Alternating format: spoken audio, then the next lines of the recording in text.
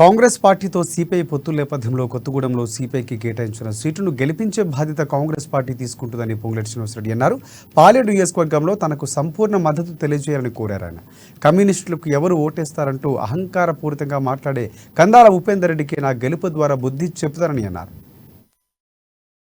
ఈనాడు నిన్నటిదాకా ఉన్నప్పుడున్న ఆపద్ధర్మ ప్రభుత్వం ఏదైతే ఉందో ఈ కల్వకుంట్ల ప్రభుత్వం మీద అనేక సందర్భాల్లో అనేక విషయాల గురించి మాట్లాడటం జరిగింది.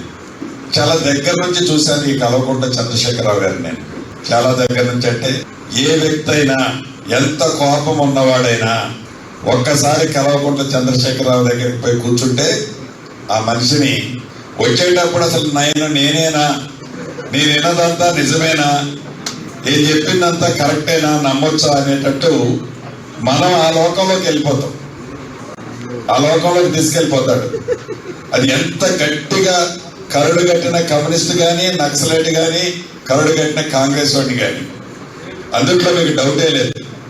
నిజంగా మీరు సరే మంచిగా జరిగిందా, మునుగోడులో చెడుకు జరిగిందా అనేది ఒక నిమిషం పక్కన పెడితే, ఆ రోజు మీ ఉభయ కమ్యూనిస్టులు తనకి పొత్తు లేకపోతే తనకి పరాజయమే ఉండేది.